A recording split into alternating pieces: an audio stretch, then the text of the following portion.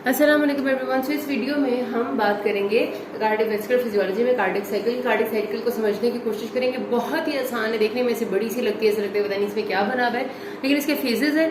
मैंने आपको जैसे पिछले वीडियो में प्रेशर एंड वॉल्यूम लूप्स पढ़ाए ना, उसके जो फेजेस है वही सारे फेजेस मैं यहाँ पर रिपीट करूंगी और मैं आपको बताऊंगी कि हर फेज के हिसाब से ईसीजी में जो आपका वीनस प्रेशर कर्व है उसमें, हार्ट साउंड्स में, और साथ में आपको बताऊंगी कि वेंट्रिकुलर वॉल्यूम और वेंट्रिकुलर प्रेशर में कैसी चेंजेस आ रही है। लेकिन ये जहन में रखिएगा कि फेज में एग्जैक्टली क्या हो रहा था। जैसे मैं बोलूंगी आइसोवॉल्यूमेट्रिक कॉन्ट्रैक्शन का फेज आ गया, तो मैं शायद वो चीज आपको दोबारा से पूरी एक्सप्लेन नहीं करूंगी, बिकॉज मैंने पिछले वीडियो में बहुत डिटेल में आपको इसीलिए पहले प्रेशर वॉल्यूम लूप पढ़ा है और अब मैं कार्डियक साइकिल पढ़ा है। तो प्लीज ये वीडियो देखने से पहले अगर आप समझना चाहते हैं तो प्रेशर वॉल्यूम लूप लाजमी समझ लें, ताकि आपको इसका कॉन्सेप्ट क्लियर हो। मैं आपकी आसानी के लिए बात कर रही हूँ, ठीक है, वरना ये कॉन्सेप्ट आपके लिए समझना मुश्किल हो जाएगा इस वीडियो में।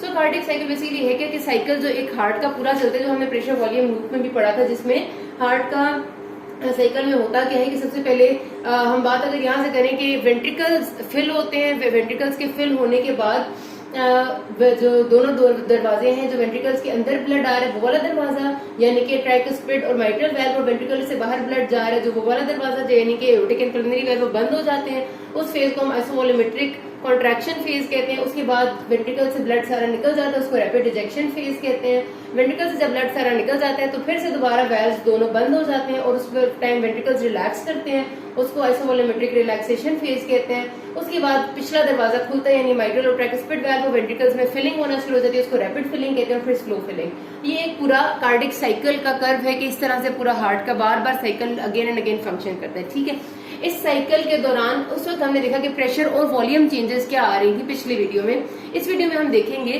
कि ये साइकिल के हर फेज के साथ साथ ईसीजी में क्या चेंज आ रहा है।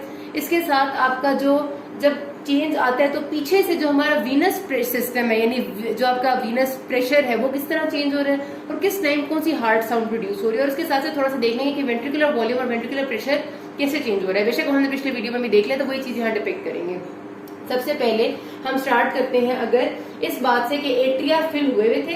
आपको पता है कि ये हार्ट है, एट्रिया जब फिल हुए होते हैं तो पहले सारा ब्लड एट्रिया से वेंट्रिकल में पैसिवली मूव करता है, ठीक है, और at the end of that atria contract करते हैं जिसको हम एट्रियल सिस्टली कहते हैं और ब्लड आ जाता है, बाकी जो रिमेनिंग ब्लड है वो वेंट्रिकल्स में आता है, ठीक है।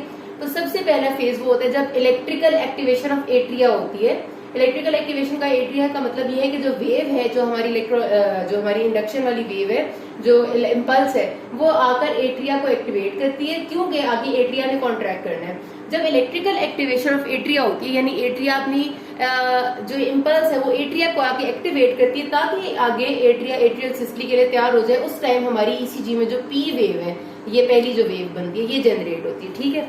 P wave of ECG generate होती है जब एक्टिवेशन ऑफ एट्रिया करनी होती है, और पी वेव के बाद वाला जो टाइम है उसमें एट्रिया कॉन्ट्रैक्ट करते हैं, ठीक है। ये बात थोड़ा सा कॉन्सेप्ट अपना क्लियर रखना कि पी वेव के टाइम पे एट्रिया कॉन्ट्रैक्ट नहीं कर रहे होते, पी वेव के टाइम पे इम्पल्स एट्रिया में आती है और एक्टिवेट करती है एट्रिया को, और उसके फौरन बाद एट्रिया कॉन्ट्रैक्ट करते हैं, ठीक है।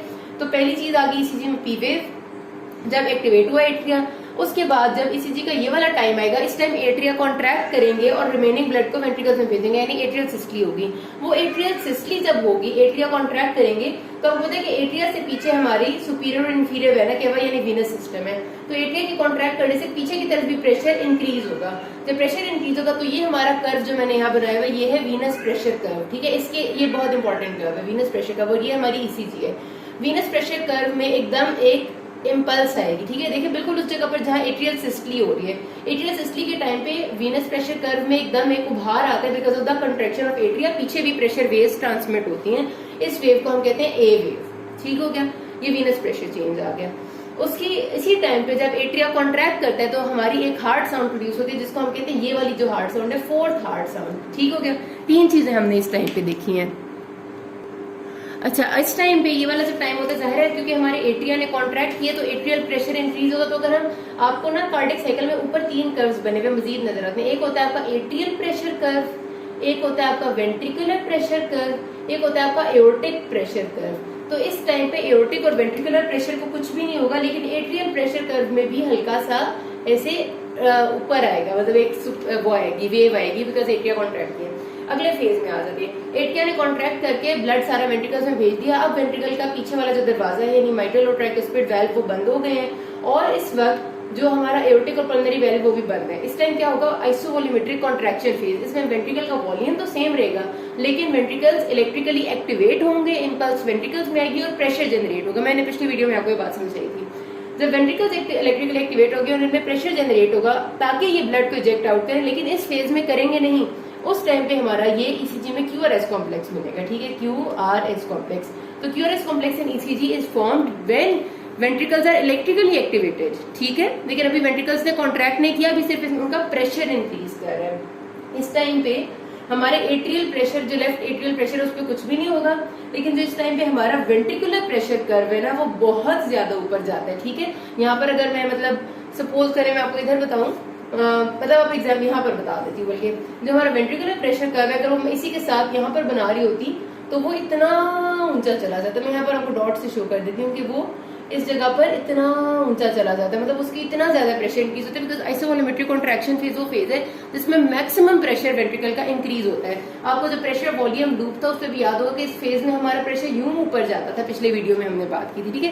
तो वेंट्रिकुलर प्रेशर कर्व पे इस पे बहुत ऊपर जाएगी हाइट, एट्रियल प्रेशर कर्व पे कोई खास चेंज नहीं आएगा और जो एओर्टिक प्रेशर कर्व है वो भी थोड़ा सा ऊंचा जाएगा बिकॉज वेंट्रिकल्स में प्रेशर जनरेट हो रहा है तो वो आहिस्ता आहिस्ता एओर्टा में ट्रांसमिट होता है, ठीक है। और वीनस प्रेशर चेंजेस में भी कोई नहीं आएंगी आइसोवॉल्यूमेट्रिक कॉन्ट्रैक्शन के फेज में। लेकिन आइसोवॉल्यूमेट्रिक कॉन्ट्रैक्शन के फेज में दूसरी इंपॉर्टेंट बात ये आती है कि एक तो क्यूआरएस कॉम्प्लेक्स जनरेट होता है, दूसरा आइसोवॉल्यूमेट्रिक कॉन्ट्रैक्शन के फेज से पहले माइट्रल और ट्राइकुस्पिड वाल्व्स दोनों बंद हो गए थे, पीछे से एट्रिया से ब्लड आना बंद हो गया था। जब ये दोनों वाल्व्स बंद होते हैं तो फर्स्ट हार्ट साउंड प्रोड्यूस होती है जो ये बनी हुई है, ठीक है।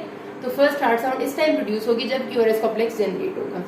अब उसके बाद हमारा अगला फेज होता है रैपिड डिसेक्शन फेज। वेंट्रिकल का प्रेशर हो जाता है मैक्सिमम, अब वेंट्रिकल से सारा प्रेशर जाता है टुवर्ड्स एट्रिया। जब वेंट्रिकल्स का प्रेशर मैक्सिमम हो जाता है ना और अभी उन्होंने ब्लड इजेक्ट आउट नहीं किया होता तो अब देखिए वेंट्रिकल इतना ज्यादा प्रेशर जनरेट कर चुके होते हैं कि वो एट्रिया में भी ट्रांसमिट हो रहा था, मतलब एट्रिया को धक्का दे रहे होते हैं। एक तरह से बंद दरवाजे हैं लेकिन धक्का दे रहे हैं दरवाजे को, दरवाजे को इतना धक्का मिलता है कि दरवाजा थोड़ा सा पीछे की तरफ मुड़ जाता है। मतलब यहाँ पर अगर मैं इसको बहुत क्लियर करूं तो समझे ये दरवाजा था जो ऐसे बंद था, यानी हमारा ये ट्राइकुस्पिड वाल्व था। इतना ज्यादा प्रेशर नीचे से वेंट्रिकल में ऊपर की तरफ जाता है कि दरवाजे का मुंह यूं हो जाता है।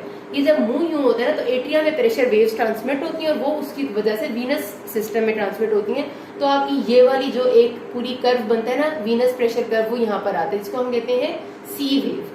तो पहली ए वेव बनी थी during atrial systole, C wave बनती है during isovolumetric contraction phase when there is maximum pressure generated in ventricles और इस टाइम पे वेंट्रिकुलर प्रेशर कर्व बहुत ज्यादा हो जाता है और एट्रियल जो प्रेशर कर्व है उसमें भी हल्की सी ऐसे आती है। अच्छा जी, उसके बाद आ जाता है हमारा rapid ejection phase. Rapid ejection phase में ईसीजी में कुछ भी नहीं होगा क्योंकि कोई इलेक्ट्रिकल इंडक्शन नहीं हो रही। रैपिड इजेक्शन फेज में सारा का सारा क्योंकि ब्लड वेंट्रिकल से निकल जाएगा, जो एट्रिया में प्रेशर बना हुआ था, जो वेंट्रिकल पीछे वीनस सिस्टम में ट्रांसमिट हो रहा था वो भी रिलीज हो जाएगा। इस वजह से जो वीनस प्रेशर है वो भी एकदम डिक्रीज होगा, नीचे आएगा पूरा का पूरा, ठीक है।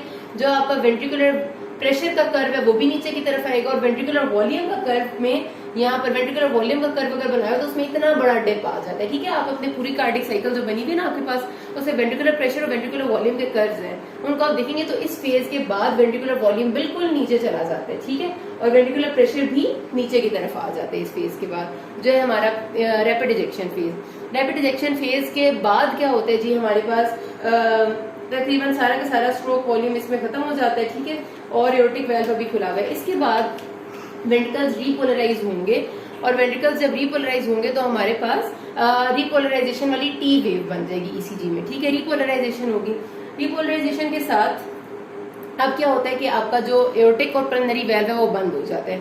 एओर्टिक और पल्मोनरी वाल्व बंद होगा तो आपकी सेकेंड हार्ट साउंड ये प्रोड्यूस हो जाएगी, ठीक है। At the end of this phase आपकी सेकेंड हार्ट साउंड आएगी, रीपोलराइजेशन ऑफ वेंट्रिकल्स हो जाएगी। अब सेकेंड हार्ट साउंड के बाद अब क्या चीज होगी, आइसोवॉल्यूमेट्रिक रिलैक्सेशन का फेज है, उसमें सेम वही होता है कि प्रेशर सारा नीचे आ जाता है, वॉल्यूम ऑफ वेंट्रिकल्स खत्म हो जाता है इस टाइम। अब पीछे वाला दरवाजा खुल जाएगा, माइट्रल और ट्राइकुस्पिड वाल्व खुलेंगे। जब माइट्रल और ट्राइकुस्पिड वाल्व खुलते हैं तो वेंट्रिकल का वॉल्यूम दोबारा इंक्रीज होना शुरू होता है, ठीक है। ब्लड फ्लो जो राइट एट्रियम में से होती है वो राइट वेंट्रिकल में आना शुरू हो जाती है, जिसकी वजह से आपके पास ये वाली सारा का सारा फॉलिंग फेज आता है। सॉरी, मैं बात करी थी कि हमारे पास आ जाता है कि यहाँ तक तो बात समझ आ गई ना कि वेंट्रिकल से सारा वॉल्यूम इजेक्ट आउट हो गया, जिसकी वजह से वीनस प्रेशर भी डिक्रीज हो गया क्योंकि हमने सारा वॉल्यूम आगे आर्टीरियल सिस्टम में भेज दिए। उसके बाद हमारे जो एओर्टिक और पल्मोनरी वेल्व में बंद हो गए, सेकंड हार्ट साउंड प्रोड्यूस हो गया, वेंट्रिकल रिपोलराइज हो गई। ठीक है, इसके बाद क्या होना है कि अब आपको पता है कि अभी इस वक्त जो आइसोवोलूमेट्रिक रिलैक्सेशन का फेज है कि वेंट्रिकल्स रिलैक्स कर रहे हैं, ये वाले दरवाजे भी बंद है, ये भी बंद है और एओर्टिक और पल्मोनरी वेल्व भी बंद है। अब ब्लड राइट और लेफ्ट एट्रियम में कलेक्ट होता जा रहा है, लेकिन अभी आगे वाले दरवाजे नहीं खुले। तो जब राइट और लेफ्ट एट्रियम में ब्लड कलेक्ट हो जाता है तो ज़ाहिर वीनस सिस्टम पे थोड़ा प्रेशर पड़ता है, तो ये वी वेव आती है। ठीक है जी, वी वेव के बाद क्या होता है कि ये वाला दरवाजा यानी ट्राइकस्पिड और माइट्रल वेल्व्स हैं खुल जाते हैं और नीचे डिप आती है क्योंकि ब्लड राइट एट्रियम से राइट वेंट्रिकल में जाना शुरू हो जाता है। राइट वेंट्रिकल फिल होते जाएंगे और वही बात है कि दोबारा से फिर एक साइकिल शुरू। जब राइट वेंट्रिकल्स फिल हो रहे हैं तो जो तेजी से ब्लड जाता है उसकी वजह से थर्ड हार्ट साउंड प्रोड्यूस होती है। यस, ये थर्ड हार्ट साउंड आ गई हमारी। दो थर्ड हार्ट साउंड होते हैं तेजी से blood flow from atrium to ventricle की वजह से। एंड एज अ रिजल्ट उसके बाद फिर एंड उसी पे होता है कि एट्रियल सिस्टली होती है, जिस तरह मैंने शुरू में बताया था कि फोर्थ हार्ट साउंड और फिर से साइकिल सारा कंटिन्यू होता है। तो आपने इस दौरान आपकी जो पूरी डायग्राम बनी हुई है ना उसमें वेंट्रिकुलर वॉल्यूम चेंज, वेंट्रिकल का प्रेशर चेंज और एओर्टिक प्रेशर चेंजेस भी दिखाए हुए हैं। दे आर इंपॉर्टेंट, अच्छी बात है कि वो भी आप देख लो। मैंने आपको साथ साथ थोड़ा सा बता भी दिया कि किस टाइम क्या हो रहा है, लेकिन ये तीन चीजों का आपने जरूर रिलेट करना आना चाहिए। ठीक है, तो एओर्टिक प्रेशर सबसे ज्यादा तभी इंक्रीज होगा जब सारा ब्लड एओर्टा में चला जाएगा, यानी जब ये वाला फेज आएगा जब वेंट्रिकल सारा ब्लड इजेक्ट आउट कर देंगे, रैपिड इजेक्शन फेज, उस टाइम एओर्टा का प्रेशर मैक्सिमम हो जाएगा। यहाँ पर एक कार्डिक साइकिल होपफुली आपको समझ आ गई होगी। पिछली वीडियो जरूर देख लें ताकि ज्यादा क्लियर हो जाए। किसी कोई मसला हो कि ना, थैंक यू।